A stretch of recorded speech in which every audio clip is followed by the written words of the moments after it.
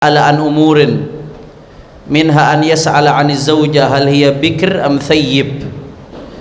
Fal bikru hiya allati lam tazul bakaratuha bi wat'in bi an lam tazul aslan aw zalat bi ghairi wat'in kasaqtatin wahidati haidin. Wa thayyibu hiya man zalat bakaratuha bi wat'in sawa'un kana halalan aw haraman aw wat'a syubhatin. Fa innahu la yusafu bil hilli wala bil hurmah. Fa in kanat bikran jaza lil abi wal jaddi faqad duna ghairihima min sa'iril awliya tazwijuha ijbaran walau qabla bulughiha bi syurut ila akhiri magal. Di sini Al Habib Muhammad bin Salim bin Hafid pengen menjelaskan hadirin hadirat, seseorang yang mutawalli uqudil ankihah, orang yang akan menghandle akad nikah, baik dia petugas KUA atau ulama yang hadir di situ yang menikahkan, atau walinya itu sendiri yang menikahkan, putrinya kah, cucunya kah, adiknya kah, atau si pengantin laki-laki itu sendiri. Tapi secara spesifik di sini yang dimaksud mutawalli uqudul ankihah adalah petugas yang mengangkatkan, yang harus lebih faham dan lebih detail, khususnya ulama yang hadir. Makanya di sini di dalam syarah yang lain, Bughyatun Najah liqari'il Miftah, ini syarahnya ditulis sama Dr. Syekh Salim bin Ahmad Al-Khatib, dosen Al-Ahqaf, tempat saya ngaji dulu. Di sini disyaratkan orang tuh kalau mau ngehandle akad nikah, jadi penghulu atau jadi ulama yang menikahkan, setidak-tidaknya ada syaratnya, beberapa syarat. Nggak begitu aja, nggak sembarangan orang, bukan otomatis dapat ijazah S1, SHI terus bisa ngehandle akad nikah. Nggak, ada syarat-syaratnya. Ini nggak disebutin nih di Al-Miftah nih, syaratnya dari kitab lain. Yang pertama syaratnya an yakuna dzakaron, penghulu nih, syarat penghulu. Yang pertama syaratnya dzakar, harus laki-laki. Berarti penghulu perempuan boleh apa kagak? Nggak boleh. Yang kedua hurran, harus merdeka laki-lakinya. Nggak boleh penghulu laki-laki budak. Udah kagak ada budak sekarang. Yang ketiga harus muslim. Nah, penghulu kafir boleh apa kagak? Nggak boleh. Yang keempat harus mukallaf, akil baligh. Pokoknya bapak ibu kalau ngaji ketemu kata-kata mukallaf berarti artinya akil baligh. Udah itu catat tuh, itu mau di mana aja ketemu mukallaf akil baligh. Mukallaf akil baligh. Berapa tadi tuh? 4. Yang kelima syaratnya harus adil. Adil ini bukan adil artinya adil lawannya zalim, Bu, bukan. Adil di sini kalau dalam kitab fikih, adil itu maksudnya nggak fasik. Itu maksudnya adil. Makanya waktu ada sebagian orang yang ngaco, salah paham, ngajinya nggak sama guru, ngajinya sama orang liberal. Waktu lagi belain Ahok, saya inget tuh, saya waktu itu nulis buku waktu saya di Hadramut. Dulu beredar buku 7 dalil membenarkan kepemimpinan non muslim. Waktu itu saya ingat, dia kutip dari kitab-kitab kuning yang dia anggap, dalam tanda kutip, yang dianggap dalil membolehkan kepemimpinan non muslim, padahal ngaco, salah paham. Salah satunya apa? Dia bilang, di kitab-kitab fikih, ini nggak disyaratkan harus muslim pemimpin, yang penting adil, yang penting nggak zolim katanya. Ini begini, ini ngaji, waktu ngaji dia kebanyakan gadoin mecin, saudara. Adil itu kalau di kitab fikih, kalau dalam konteks fikih seperti ini, yang dimaksud adil itu nggak fasik. Jangankan kafir, fasik aja kagak boleh. Paham? Maksudnya fasik apa, Beb? Fasik itu, Bu, definisinya fasik salah satunya nggak melakukan dosa besar dan tidak terus-terusan melakukan dosa kecil. Nah, kalau orang melakukan dosa besar, na'udzubillah min dzalik, zina, ngerampok, mabok, dosa besar tuh, minal kabair. Dosa besar apa aja, Beb? Oh, banyak. Imam Zahabi nulis satu kitab, nama kitabnya Al-Kabair. Di situ dikumpulin tuh Imam Zahabi dosa-dosa besar tuh apa aja. Sama Ibn Hajar dilengkapin lagi Az-Zawajir an Iktirafil Kabair, lebih lengkap lagi. Tuh kalau mau tahu dosa-dosa besar di situ. Ya walaupun kalau melihat kebesaran Allah Subhanahu wa taala nggak ada dosa yang kecil. Karena kita ketika maksiat jangan pernah nganggap satu dosa itu kecil. Kenapa? Karena ketika kita maksiat dilihat oleh Allah Subhanahu wa ta'ala. Itu maksudnya adil itu Pak Bu nggak fasik. Fasik itu apa? Fasik itu melakukan dosa besar atau nggak ngelakuin dosa besar, ngelakuin dosa kecil tapi terus-terusan ngelakuin dosa kecilnya. Contoh, ngelihat aurat itu kalau dari segi fikih ya masuk kategori dosa kecil, walaupun tetap kalau melihat daripada kebesaran Allah nggak ada dosa yang kecil, nggak pantas kita dosa di hadapan Allah Subhanahu wa taala. Tapi kalau kita bicara hukum ya dosa kecil. Cuman kalau terus-terusan, ada janda tetangga setiap pagi baru mandi rambutnya basah, bapak-bapak mandangin kagak berhenti-berhenti. Udah gitu pakai koran, mandanginnya korannya dibolongin saudara biar kagak kelihatan. Terus-terusan diliatin. Biarkan itu dosa kecil, tapi kalau terus-terusan kagak berhenti-berhenti dipantengin, itu bisa jadi fasik juga saudara. Na'udzubillah min. Mudah-mudahan Allah ampunin dosa-dosa kita insyaallah. Amin ya rabbal alamin. Rada susah. Ada zaman ammal fisik. Zaman kayak kita sekarang ini Bu, zaman hampir nggak ada orang yang selamat daripada kefasikan. Na'udzubillah min dzalik. Itu syaratnya. Syarat yang kelima harus adil. Jadi adil di sini adil maksudnya bukan adil lawannya zalim, bukan, tapi adil lawannya berarti kalau penghulu fasik boleh apa kagak?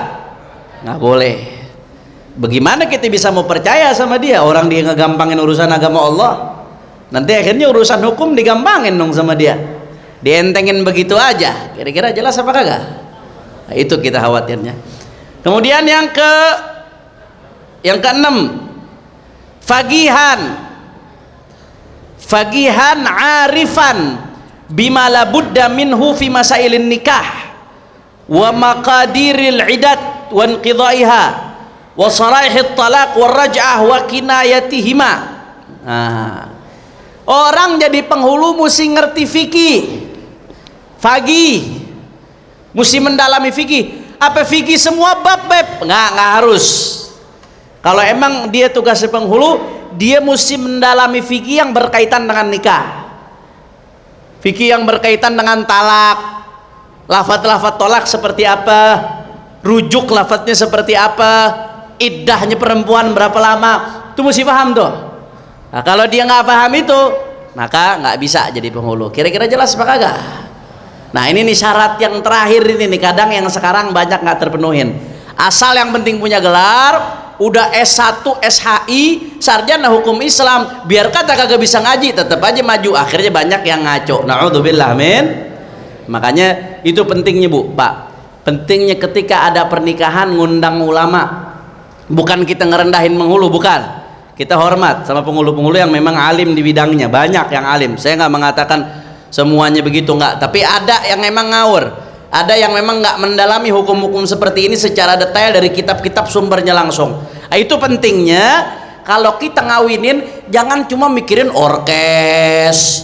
Ini kadang-kadang ibu-ibu nih ngawinin yang dipusingin puade atau Bu, panggungnya, dekornya, cateringnya, segala macam dipikirin, pusing sampai koyo biji-biji kalau mau ngawinin tuh.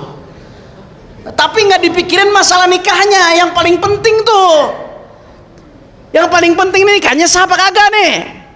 Bener apa kagak? Berkah apa kagak tuh? Nah, makanya undang ulama, undang kiai, undang habaib yang memang benar-benar ngerti masalah ini, tujuannya apa? Kalau ada apa-apa dia bisa negor. Kalau ada apa-apa dia bisa ngingetin. Kira-kira jelas apa kagak?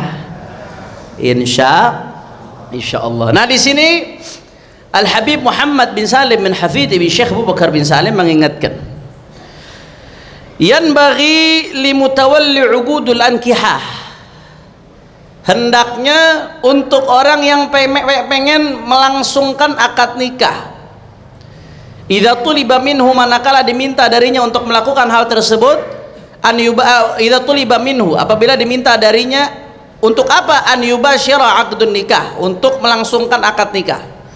Sawan kana huwal wali atau kana safiran mahdhan, baik orang tersebut adalah wali atau dia safiran mahdhan. Safir mahd ini maksudnya dia wakil.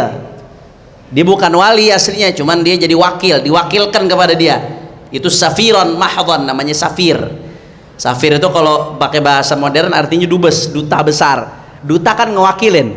Dubes Indonesia yang ada di Saudi Arabia, berarti dia ngewakilin pemerintah Indonesia di Saudi Arabia. Dubes Indonesia di Malaysia, berarti dia ngewakilin Indonesia di mana? Di Malaysia. Wakil, makanya disebut safir. Baik orang tersebut memang wali atau diwakil, maka harus apa yang dia lakukan? Yan bagi apa? Fa'ilnya yan bagi an yas'ala qabla mubasyaratil aqdi an umur.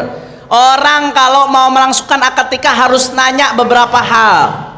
Makanya jangan tersinggung Bu Pak, kalau ditanya calon pengantin ditanya-tanya, emang harus mesti ditanya. Apa yang mesti ditanya? Nih dijelasin di sini. Yang pertama, minha an yas'ala 'aniz zaujah hal hiya bikir am thayyib. Yang mesti ditanya pertama, mohon maaf, jangan tersinggung kalau calon pengantin ditanya ini. Emang harus ditanya. Ini calon pengantin perempuan bikir atau thayyib, masih perawan atau udah janda? Jelas apa kagak? Jangan tersinggung, emang harus ditanya.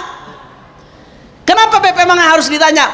Karena Pak Bu, perawan atau janda nanti ada implikasi hukumnya. Kalau perawan hukumnya begini, kalau janda hukumnya begini, nanti akan kita jelaskan. Nah, tapi jangan salah paham, definisi perawan atau janda di sini bukan seperti definisi di tengah umumnya masyarakat, bukan. Perawan atau janda di sini definisinya bukan seperti definisi medis. Kalau definisi medis Bu Pak, pokoknya mohon maaf ilmu nih, saya bicaranya agak vulgar sedikit, nggak apa-apa ya. Kalau definisi medis yang masih ada selaput keperawanan itu disebut perawan. Kalau udah kagak ada selaput keperawanan, sebabnya apapun, nggak disebut perawan tuh. Perawan itu yang ada selaput keperawanan. Itu definisi medis. Kalau definisi syariat nggak begitu Bu Pak. Definisi syariat lain, bukan berarti bertentangan ya, tapi definisi yang punya implikasi hukum nih. Apa perawan? Maksudnya perawan Beb dalam syariat itu apa? Hiyallati lam tazul bakaratuha biwat'in. Perawan itu adalah yang bakaroh, selaput keperawanannya, lam tazul biwat'in, belum hilang dengan cara wat', dengan cara bersetubuh. Jadi selama selaput keperawanannya tidak hilang dengan cara bersetubuh, maka dia disebut perawan, bikir. Bahasa Arabnya bikir. Baik emang selaput keperawanannya masih ada, atau selaput keperawanannya udah nggak ada, tapi nggak adanya bukan gara-gara bersetubuh, nggak adanya misalkan kasaktoh gara-gara jatuh. Kan ada tuh zaman dulu biasanya orang perempuan Bu ya, anak perempuan biasanya kan sama orang tuanya dilarang naik sepeda ya Bu ya. Itu zaman dulu tuh, orang dulu tuh. Kenapa? Karena bisa jatuh. Kalau jatuh selaput keperawanannya bisa pecah. Naudzubillah min dzalik. Nah, andai kata ada anak perempuan jatuh, selaput keperawanannya pecah, dalam syariat dia dinamakan perawan atau janda? Perawan, tetap dia perawan. Kenapa? Karena selaput keperawanannya hilang bukan karena bersetubuh. Selama hilang bukan karena bersetubuh, maka statusnya disebut Atau ada sebagian perempuan yang hiddatu haidin, headnya mohon maaf panas, saking panasnya head. Ada perempuan-perempuan yang mempunyai kelainan, saking panasnya headnya sampai menyebabkan selaput keperawanannya tembus. Atau ada perempuan-perempuan yang memang diciptakan tanpa selaput keperawanan. Itu ada kasus seperti itu. Nah, yang seperti ini walaupun kagak ada selaput keperawanannya, maka statusnya dalam pandangan syariat tetap dianggap Kira-kira jelas apa kagak? Makanya mohon maaf orang laki, mohon maaf, nggak boleh suzon selama perempuannya baik, selama perempuannya zahirnya masya Allah tabarakallah, bukan perempuan nakal. Andai kata tahu-tahu nikah, mohon maaf, kagak pecah selaput keperawanannya, nggak boleh suzon. Tanya, mungkin sebabnya, mungkin karena memang dia sudah pernah jatuh, atau mungkin karena ada kelainan ketika headnya, atau mungkin dia memang diciptakan tanpa selaput, itu mungkin. Makanya nggak boleh jadi patokan, nggak boleh begitu dia nikah nggak ada darah keperawanannya, lu zina lu ya, nggak boleh. Haram tuh Bu, itu namanya qadzaf, nuduh orang lain zina tanpa ada 4 saksi yang menyaksikan secara langsung, itu nggak boleh, qadzaf namanya. Itu bisa dicambuk 80 kali. Na'udzubillah min dzalik. Jelas ya? Jadi itu definisi perawan. Definisi perawan dalam pandangan syariat, pokoknya barang siapa yang selaput keperawanannya tidak hilang karena watak, maka dia disebut perawan. Baik emang masih ada, atau sudah hilang karena jatuh, atau sudah hilang karena panas, selama bukan hilang karena watak, karena persetubuhan, maka tetap disebut perawan. Kalau janda bagaimana Beb? Nah ini dalam pandangan syariat, definisi janda sebaliknya. Barang siapa manzalat bakaratuha biwat'in, ats-tsayyib wa hiya allati manzalat bakaratuha biwat'in. Janda itu yang hilang keperawanannya karena watak. Sawaun kana halalan, baik wataknya itu halal memang karena nikah. Maka maksudnya tsayyib bukan janda berarti nggak punya laki ya, jangan salah paham ya. Maksudnya di sini dia bukan perawan lagi, maksudnya statusnya. Baik yang pernah hilang karena nikah yang halal, atau karena zina. Nah, perempuan zina, maka statusnya bukan perawan lagi Bu, statusnya thayyib, bahasa Indonesianya janda walaupun dia belum nikah. Atau karena wata syubha ini la yusaf bil hil wala bil hurmah, nggak disifati dengan halal nggak haram. Bagaimana contohnya ya wata syubha? Kalau tadi kan yang halal jelas, persetubuhan dalam pernikahan itu disebut watak halal, atau zina jelas watak haram. Ada namanya watak syubha. Watak syubha ini nggak halal nggak haram. Contohnya bagaimana? Contoh ada saudara kembar namanya Mimin sama Mumun. Jangan-jangan ibu-ibu ada yang namanya Mimin nih. Ada kata Ki Rosyid. Mimin sama mirip, bener-bener mirip. Nah akhirnya si Mamat nikah sama Mimin. Mamat nih nggak pernah ketemu Mimin sebelumnya. Mamat laki-laki lugu. Nah, dia sebelum nikah sama Mimin dia nggak pernah komunikasi, nggak pernah ketemu sebelumnya. Pokoknya nikah aja udah jadi. Begitu nikah malamnya orang tuanya juga polos-polosan, kagak dianterin, mana yang Mimin mana yang Mumun, kamarnya sebelahan.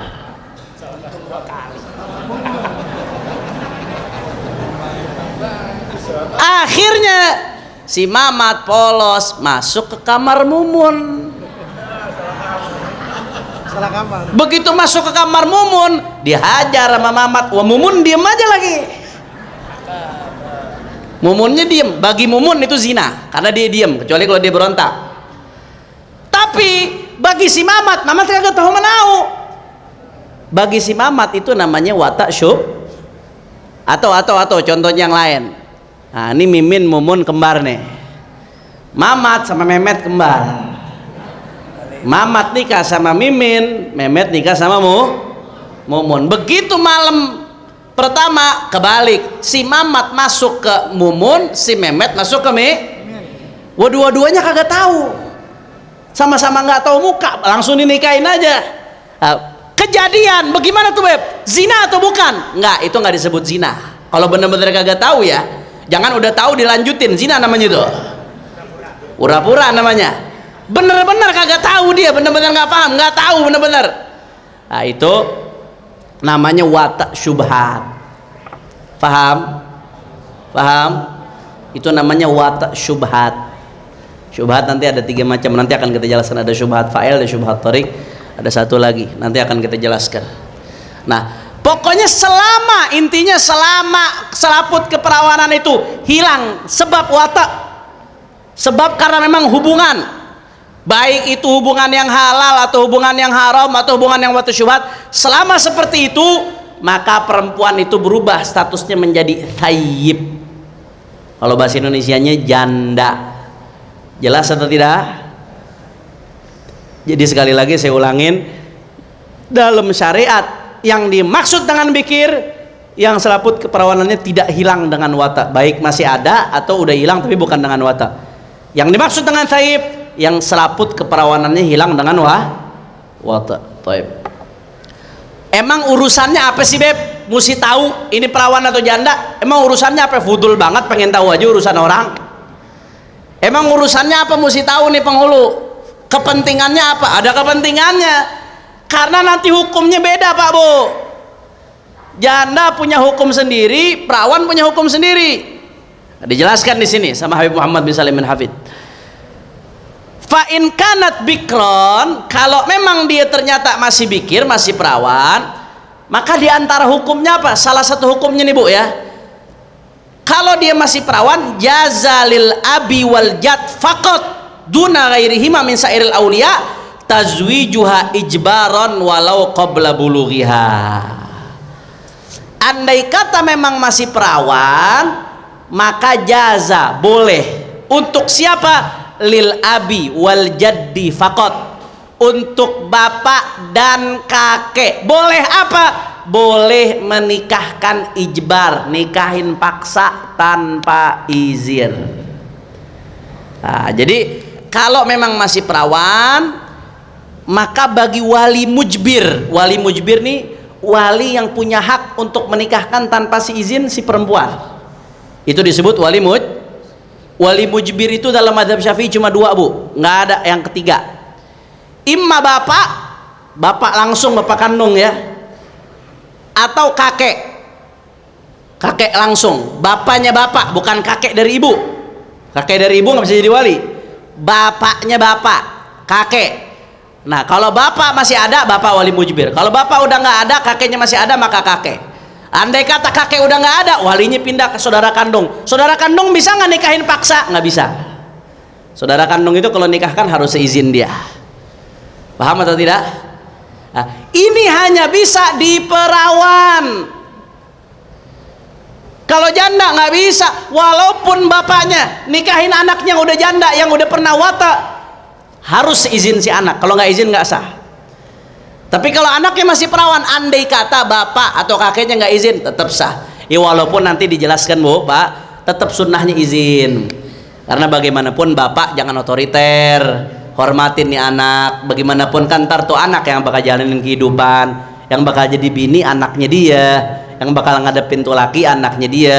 Sunnah dianjurkan, sunnah ajaran Rasul Shallallahu Alaihi Wasallam tetap, walaupun dia statusnya bapak, walaupun statusnya kakek, kalau mau nikahkan anak yang perawan tetap sunnahnya izin. Tapi andai kata nggak izin, langsung dinikahkan bagaimana? Misalkan Kiai Rosyid punya anak perawan, tahu-tahu ketemu satu orang, Kiai Rosyid cocok nih, udah dah langsung dinikahin sama Kiai Rosyid, anaknya kagak tahu, sah apa kagak? Sah, boleh. Karena syariat alasannya kenapa begitu? Karena yang namanya bapak nggak mungkin ngejurmusin anak. Yang namanya bapak nggak mungkin milih yang buruk buat anaknya, nggak mungkin. Si anak yang perempuan masih mungkin dia bisa tertipu sama laki-laki. Apalagi anak perawan zaman sekarang, bodoh. Di Facebook digombalin dikit, bodoh, aku cinta kepadamu karena wajahmu bagaikan rembulan. Ya, dia gak tahu rembulan bopeng-bopeng, saudara. Kelepak-kelepak habis itu ya. Anak perawan gampang dibohongin Bu. Bapaknya nggak bisa dibohongin, udah tahu. Ya lu buaya, aku lebih dulu jadi buaya. Gak bisa dibohongin bapaknya. Makanya bapak nggak mungkin, bapak dan kakek itu nggak mungkin milih yang buruk buat anak perempuannya. Makanya syariat ngidirin.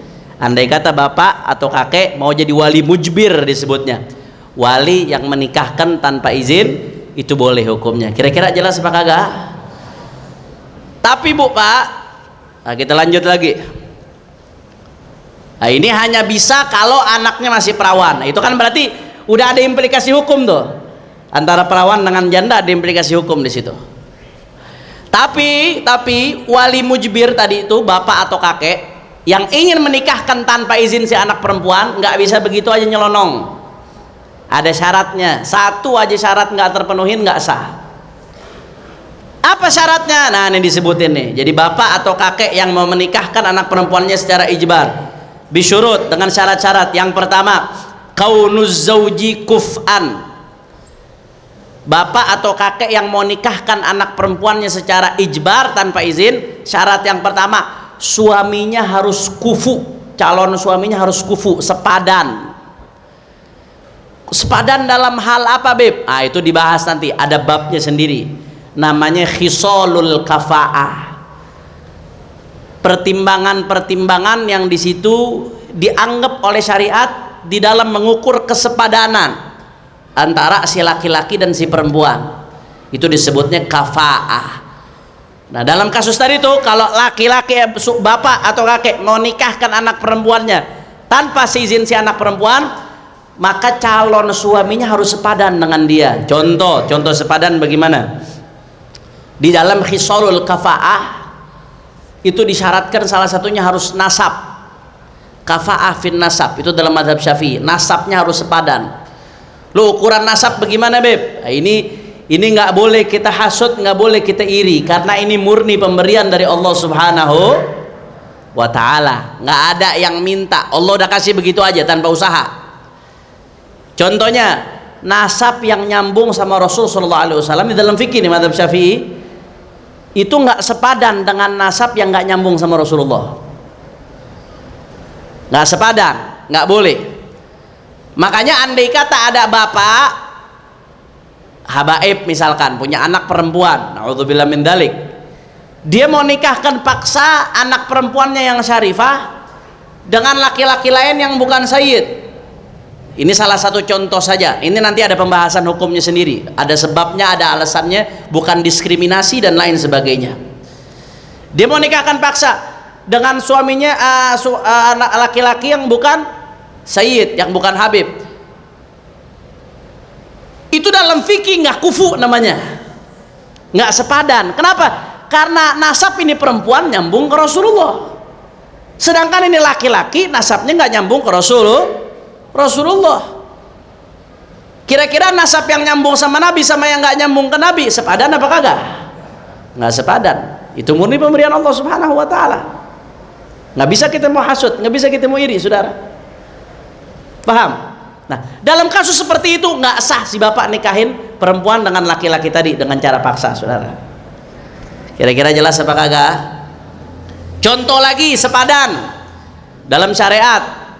Ya, dalam syariat termasuk yang dianggap sepadan khisalul kafa'ah adalah masalah fisik. Perempuannya solehah, hafizah Quran. Nih bapak punya anak solehah, perempuan baik, jaga sholat, jaga aurat. Nah, bapaknya kejepit utang, mau nikahin sama laki-laki, ini laki bajingan, terkenal tukang mabok, tukang zina. Cuman gara-gara nih bapak kejepit utang, udah bener-bener kedesak, dia mau nikahin anak perempuan itu dengan paksa ke laki-laki tadi yang fasik.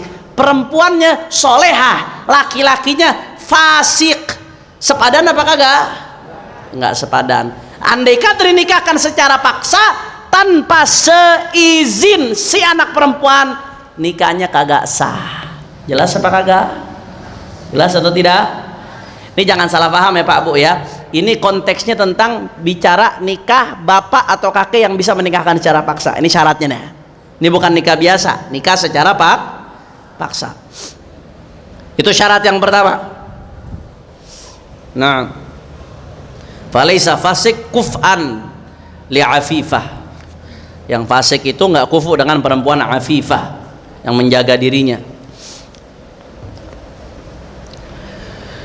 Tadi syarat yang pertama, syarat bi kaunuz zauj kuf'an. Kemudian yang kedua, musiran bimahril mithil. Laki-laki ini mampu dengan mahar mithil. Dia mampu, dia punya uang yang cukup untuk bayar mahar mithil. Mahar mithil maksudnya apa, Pak, Bu? Nah, perhatiin baik-baik Ibu Bapak. Nanti akan dibahas panjang lebar di babnya. Mahar itu ada dua. Ada namanya mahar musamma, ada namanya mahar mithil. Mahar musamma itu mahar yang disebutkan ketika akad. Misalkan di dalam akad itu bapaknya mengatakan, saya nikahkan dan saya kawinkan kamu dengan putri saya dengan mahar 212.000 misalkan. Zaman sekarang model-modelan orang mahal, angkanya macam-macam saudara, di model-modelin 212.000. Mahar yang disebutkan di akad itu disebut mahar musamma, disebutkan di akad. Ada lagi namanya mahar mithil. Mahar mithil itu mahar yang sesuai standar perempuan begitu. Misalkan ini perempuan anak kiai. Nah, biasanya anak kiai kayak dia ini maharnya berapa? Oh, ini perempuan hafizul Quran. Teman-teman dia yang hafizul Quran tuh biasanya dikasih maharnya berapa? Itu disebut mahar mithil. Nah, laki-laki ketika bapak atau kakek pengen nikahkan anak perempuannya dengan paksa dengan seorang laki-laki, si laki-laki harus musiran bimahar mithil, mampu bayar mahar Jelas atau tidak? Dia harus mampu, nggak boleh bokek laki-lakinya, harus mampu, minimal dia mampu mahar mithil. Nggak harus punya mobil, nggak harus, mampu dia mahar mithil yang penting. Kemudian syarat yang ketiga, laisa bainahu wa bainaha adawah zahirah wala batinah.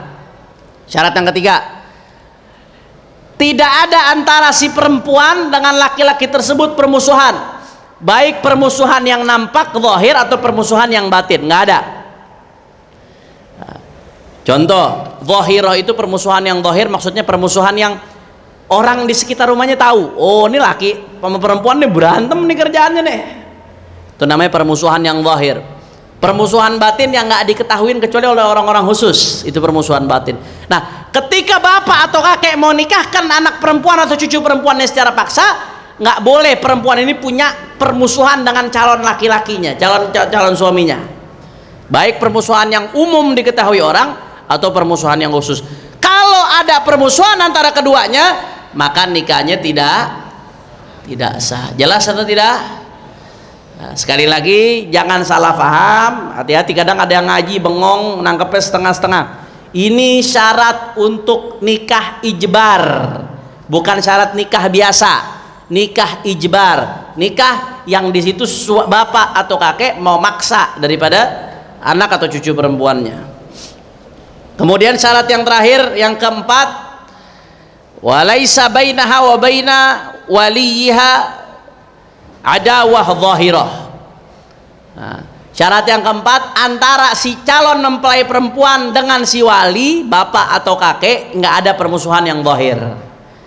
Nah, kalau memang calon mempelai perempuan sama walinya, sama bapaknya atau sama kakeknya emang udah terkenal berantem nih memang, toto kakek atau bapaknya nikahkan secara paksa, maka nikahnya tidak sah karena ada permusuhan yang zahir. Kira-kira jelas atau tidak? Nah, sekali lagi saya ulang, habis ini kita langsung pindah ngaji Risalah Mustarsyidin. Yang keempat, ada empat. Jadi syaratnya ada empat, syarat sahnya ada empat. Syarat yang pertama, syarat sahnya nikah ijbar ada empat. Cara yang pertama, si perempuan sama laki-laki harus kufu, harus sepadan. Syarat yang kedua, si laki-laki harus mampu membayar mahar mithil.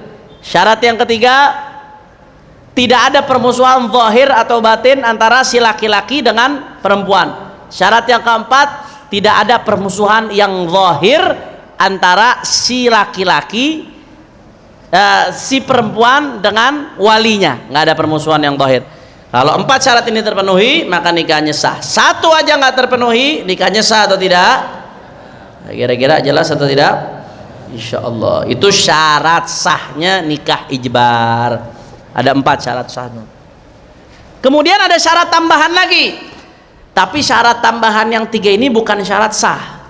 Nah, ini pentingnya ngaji sama guru nih. Kalau kita ngaji sendiri itu nanti lewat aja dipikir sama semua, beda. Ini ada syarat tambahan, tapi ini bukan syarat sah. Andai kata nggak terpenuhi tetap sah, cuman dosa. Ini syarat-syarat tambahan ini namanya syarat jawazul iqdam. Syarat supaya nikahnya nggak dosa. Bukan berkaitan dengan sah atau tidak sah, tapi berkaitan dengan jawaz, boleh atau tidak boleh. Apa aja syaratnya? Yang pertama, yajib aidan an layan khusus sadaq an maharil mithil. Wajib juga maharnya tadi nggak kurang dari mahar misil. Ketika praktek, kalau tadi syarat yang tadi Bu, Pak, syarat yang tadi membahas apa? Syarat yang tadi yang dibahas si laki-lakinya mampu, baik itu udah dipraktekin atau belum, dia mampu mahar misil, itu syarat sah. Tapi ketika prakteknya wajib untuk pakai mahar misil. Andai kata prakteknya nggak pakai mahar misil, maharnya lebih rendah dari mahar misil, mahar yang standar sesuai dengan perempuan tersebut, bagaimana nikahnya? Sah nggak? Sah nikahnya, tapi dia dosa dan nanti mahar tetap kembali ke mahar misil. Ini syarat tambahannya, bukan syarat sah, tapi syarat jawazul iqdam. Kemudian yang kedua syaratnya an yakuna halan, harus kontan, nggak boleh ngutang. Jadi waktu akad nikah, saya terima nikah dan kawinnya fulana binti fulan, nikah ijbar nih, nikah yang paksa, dengan mahar sekian halan, tunai langsung. Jangan saya terima nikah dan kawinnya ngutang, nggak boleh tuh. Udah maksa ngutang lagi. Nikah ijbarnya udah paksa ngutang lagi, gak enak banget, udah gak ada enak-enak gitu, absong banget, dah absong. Nah, andai kata ngutang bagaimana Beb? Nikahnya sah, cuman dia dosa. Dan nggak boleh ngutang, tetap harus bayar langsung di tempat. Kemudian berikutnya min naqdil balad, harus dari mata uang setempat. Nah, ente nikah di Indonesia, nikah ijbar, ya pakai duitnya, duit Indonesia, rupiah, jangan pakai dolar. Kali gaya-gayaan nih, saya terima nikah dan kawinnya fulana binti fulan dengan mas kawin $100 dibayar tunai. Wah, nah itu kalau kasus nikah begini, nikah ijbar, nikahnya sah tapi dosa dia. Karena kenapa? Karena nggak memenuhi syarat jawazul iqdam. Kira-kira jelas atau tidak? Nah, jadi tadi syarat sah 4, 3 tambahan syarat ini namanya syarat jawazul iqdam. Syarat dia boleh melaksanakan akad tersebut. Andai kata tetap nggak terpenuhi syarat ini, nikahnya tetap sah tapi dosa dan beralih sesuai dengan yang dituntut dia nanti. Nah, maka amma idza lam yakun laha abun wala jaddun falaysa li ahadin min sairil awliya an yuzawwijaha al-bikr illa ba'da bulughiha wa isti'daniha. Nah, tadi dijelaskan bahwasanya wali ijbar, wali yang punya hak untuk nikahkan secara paksa tanpa izin si perempuan, siapa aja wali ijbar? Yang pertama siapa? Bapak. Kemudian yang kedua siapa? Kakek. Selain 2 ini boleh nggak nikahkan secara paksa? Nggak boleh. Makanya di sini dikatakan amma idza lam yakun laha abun wala jaddun. Kalau si perempuan ini udah nggak punya bapak, perempuan yatimah, wala jaddun, dan udah nggak punya kakek dari bapak yang masih hidup, abul ab, maka falaisa li ahadin min sairil auliya an yuzawijaha. Nggak ada boleh wali manapun yang menikahkan dia secara ijbar illa kecuali ba'da bulughiha wa istidaniha, dia hanya bisa dinikahkan perempuan ini setelah balik dan istidaniha, setelah mendapatkan izin dari perempuan tersebut. Karena selain bapak, selain kakek tidak punya hak untuk melakukan ijbar, untuk menikahkan daripada saudari perempuan, ponakan perempuan dan lain sebagainya dengan paksa. Nah, harus izin, wajib dia izin. Kayak Ana kemarin nikahkan ukhti, adik perempuan Ana, karena adik perempuan Ana, abahnya udah meninggal, rahimahullah rahmatullah berhar. Kakek Ana udah meninggal, Hanif bin Abdurrahman bin Umar. Kakek Ana Umar udah meninggal. Nah, kalau bapak udah meninggal, kakek udah meninggal, maka otomatis walinya nanti akan kita bahas urutannya, walinya pindah ke saudara kandung. Nah, anak saudara kandungnya, adik anak Aisyah, anak saudara kandungnya. Kemarin adik anak nikah, anak saudara kandungnya. Karena anak saudara kandung, anak wali mujbir atau bukan? Anak boleh nikahkan secara paksa nggak? Nggak boleh. Ketika anak pengen jadi wali nikah, anak izin sama adik anak. Nah, anak izin akan menikahkan engkau dengan Syarif Ahmad Maulad Dawila. Adik anak mengatakan, "Nam, saya izinkan kamu untuk menikahkan saya dengan Syarif Ahmad Maulad Dawila. Wajib saya izin." Jelas atau tidak? Hukumnya wajib. Andai kata anda nggak izin, langsung main nikahin aja, sah apa nggak nikahinnya? Nggak sah. Harus wajib izin. Kenapa? Karena anda bukan wali mujbir. Anda bukan wali yang punya hak. Tapi andai kata wali mujbir, bapak atau kakek, boleh nikahin secara paksa, boleh. Tapi dengan syarat-syarat yang tadi kita bahas. Nggak boleh main nyelonong aja dia. Harus tadi syarat-syaratnya harus terpenuhi. Nah, wa yakfi fil idni sukutuha. Nah, untuk bikir perawan izinnya apakah harus dia ngomong, Beb? Apakah harus dia ngomong? Apakah harus dia ngomong saya izinkan? Enggak. Andai kata dia diminta, dia diajak ngomong, saya ngomong misalkan sama adik saya, kamu akan saya nikahkan dengan Ahmad. Andai kata adik saya diem aja, diem sambil senyum-senyum, dia nggak ngomong iya, diem aja, itu udah yakfi, udah cukup. Izinnya perawan itu hanya cukup, dengan diemnya udah cukup. Kenapa? Karena kadang-kadang anak perawan malu, tapi ini anak perawan zaman dulu. Kalau anak perawan zaman sekarang belum dinikahin udah di DM duluan di Instagram, udah WA duluan. Masya Allah. Andai kata dia diem doang, dia nggak ngomong apa-apa, dia diem aja, itu udah cukup. Ketika dimintain izin kemudian dia diam, itu udah cukup. Andai kata dia nangis, bagaimana, Beb? Kamu saya nikahkan ya dengan Kiai Rosyid misalkan. Ini bini Kiai Rosyid ada apa kagak nih? Oh ada, Kiai. Ya Allah, keluar dari mari kempes di mobil gua. Contoh doang Ibu, contoh doang. Insya Allah Kiai Rosyid setia dunia akhirat, insya Allah. Cuma satu bini, cuma satu di Tangerang, satu di Serang, satu di Pandeglang.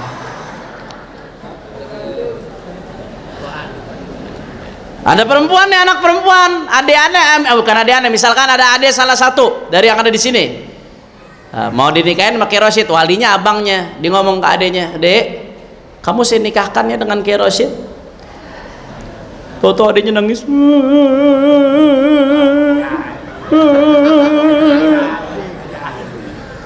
Bagaimana tuh, sah apa kagak?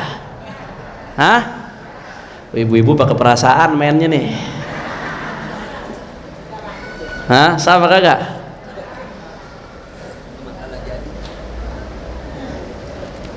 Sah apa kagak? Sah. Selama nangisnya nangis terharu, bukan nangis teriak-teriak ngambek, sah.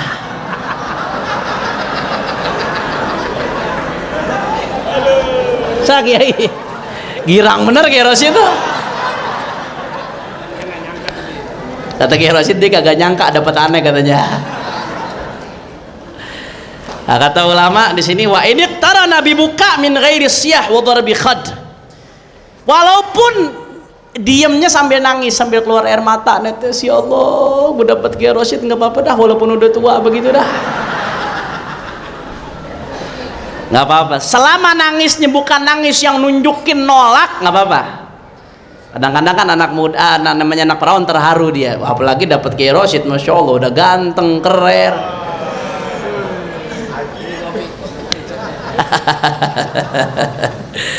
Paham ya? Paham. Tapi kalau nangisnya sambil teriak-teriak, kamu saya nikahin sama Kiai Rosyid, wah, kumprah, banting piring air itu, berarti kagak sah tuh, kagak mau berarti dia. Kalau nangisnya bareng dengan teriak-teriak, ngambek, guling-guling di pasir, sampai kotor semua tuh baju, itu kagak sah berarti dia kagak mau, nolak tuh perempuan. Kira-kira jelas atau tidak? Mau nikah lagi Kiai? Hah? Doain katanya, doain. Udah tua masih genit aja, ya Allah, ya Allah.